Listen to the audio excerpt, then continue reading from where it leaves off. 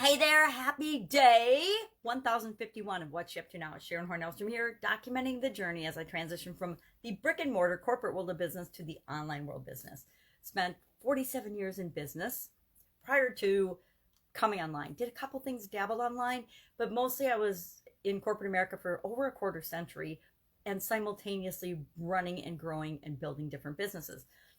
And then in 2004, I finally said bye-bye to corporate America and moved just into my businesses. And then after my divorce in 2015, decided it was time to do something different. And in 2017, by 2017, after divesting myself of all my other assets with my ex-husband, jumped into the online world. I thought, what the heck, I'm old, but I'm not so old that I don't want to do anything anymore. I've got energy. I still want to do something and contribute to the world. What can I do? And always been curious about the internet and the World Wide Web and the online world, but never had the time and energy to actually devote to it. So in 2017, popped on and started learning lessons, lots and lots of lessons. And fortunately for me, some people threw me a lifeline and helped me along the way and coached me and mentored me.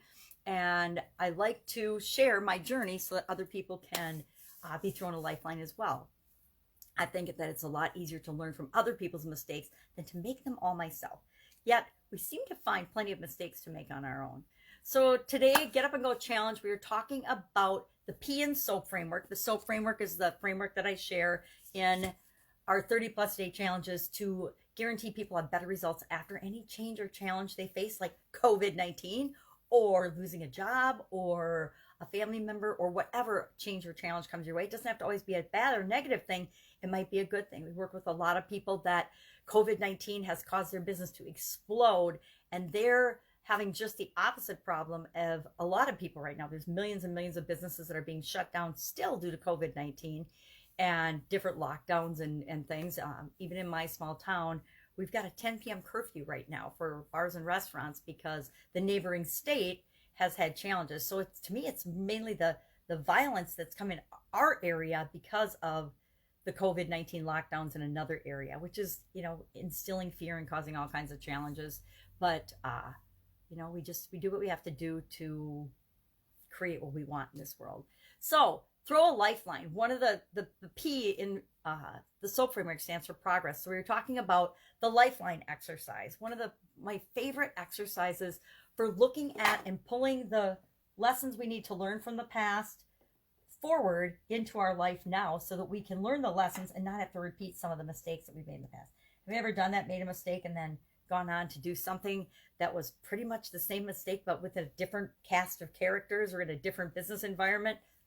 Been there, done that, crazy. But we do that if we don't learn the lesson that situation was trying to show us or teach us in the first place. At least that's been my experience. So lifeline exercise is just a way to look at our life and the different areas and aspects of our life based on the highs and lows. We don't go back and relive the past or go through everything, but we'll see if we do a timeline from the time we're born to today, or, the current year, we'll see that certain things have had an impact on us. And we want to evaluate and say, okay, well, what was awesome about that? And how can I have more of that in my life? Or what did I learn from that I want to make sure that I don't ever do that again? We all have lessons like that, things that we've learned that are like, oh my gosh. One of my biggest ones is listen to your intuition. Listen to your gut.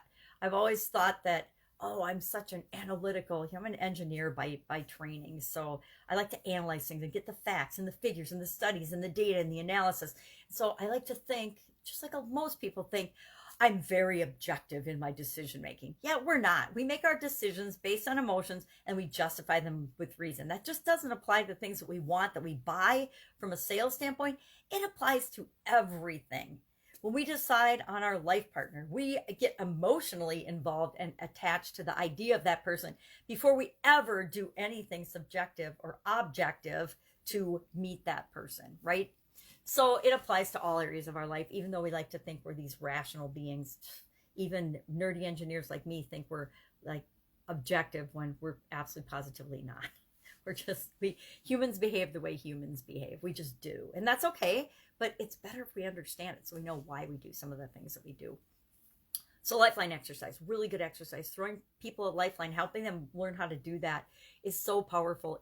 Because our biggest thing to understand, our biggest job on the planet is to understand ourselves and become the best version of ourselves possible. And how do we do that if we don't ever be introspective and look at the things that we've done, the things that we've said, how we act, how we interact, how we behave, how we think, how we feel.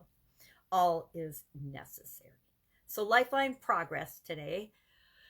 For the Supersize Your Business idiom today, we looked at 20 cold weather idioms. I woke up yesterday and went out in the snow, and it was cold as dickens. It's really cold again today. Let the dogs out, and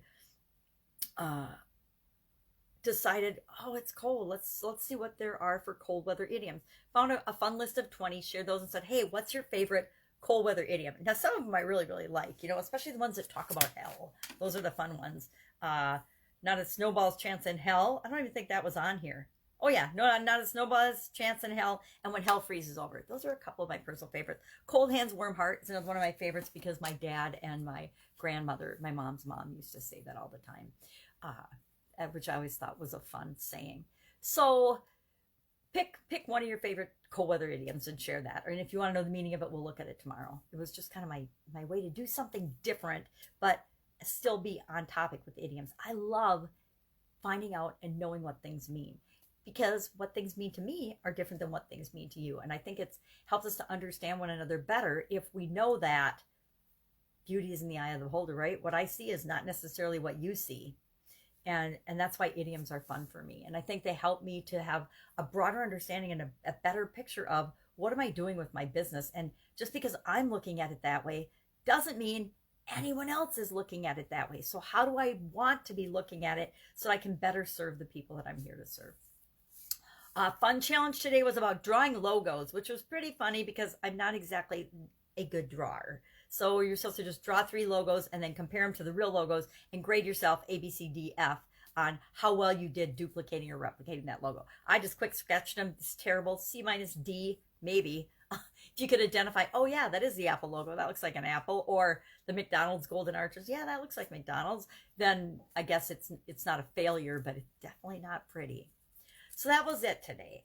Also, working as I go through the Get Up and Go challenge, my underlying project is to start framing out and doing and building and putting the pieces in place to frame out the 2021 Summit Challenge. Challenge Summit. There's a big difference between a Summit Challenge and a Challenge Summit. So it's about going to do a summit about challenges. I'm getting speakers and people together to talk about their experience with challenges and how they have impacted their life. And I guess we'll probably see some positive stories and some negative stories, right? Or how people overcame their challenges, because there's no point talking about challenges that we're facing if we're not going to overcome them. If we have no desire to make our life better on the other side of a challenge, I don't want to talk about it. I don't know about you, but I don't want to talk about that, because to me that feels like giving up or quitting or failing. And challenges are just here, just like failures and obstacles, to be stepping stones to what it is that we want, to see how serious we are about things. Anybody that's ever wanted something and had to work for it knows, and that's pretty much everybody, right, that you don't usually get it on your first try. The first time a baby tries to walk, they don't usually just get up and run, right? They try, they fall, they try, they fall. They try to pull themselves up on the couch and then they fall down.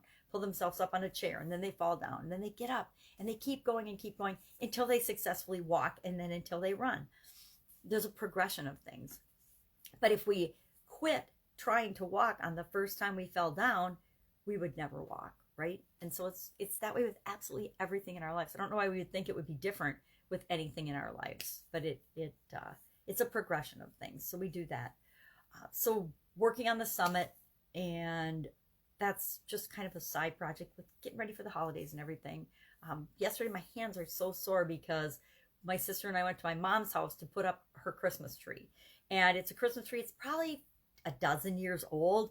And it turns out that one of my sisters had taken this Christmas tree, and it was a pre-lit tree with all the wired in lights and things. Well, as the lights started to burn out and not work, she just put in different garland and different strings of lights and things, and then she moved that from the cabin to storage to my mom's house this year. And my sister and I went to get it out and decorate it. We thought we were just going to plug it in, throw up some Christmas decorations and say, Merry Christmas. Well, it turns out a lot of the lights didn't work. The garland had been falling off. So as we pulled the garland off, it was a totally different tree. But then we realized the lights weren't going to work. We couldn't get them to work. So we had to take them all off. So my fingers, literally after 3 hours of taking apart this tree, my sister came back and she's like, oh, why don't we just cut the strings, unplug it, cut the strings, and take them all off. It was just as hard to take them off cut. It was a little easier than wrapping around the tree, but it was just one of those projects where I understand and was reminded why I always spent the one day just doing the lights for the tree, and then I'd let it go, and then the next day I would decorate the tree. Oh, I've done that for years, and I was definitely reminded why with the tree yesterday. We actually just got the lights done and new lights on it, and then we left it for today, and we'll go back today and finish decorating it and have fun with it. Maybe we'll have some Bailey's Irish cream or something, because we sure needed it yesterday. So doing all the holiday stuff, getting ready for the holidays. Have a fun, amazing day. If I can help you in any way, hit me up in the comments below and ask. If you'd like to know more about the Lifeline exercise, let me know as well, and I'll see you tomorrow. I'll be with you tomorrow. Have a great day. Take care.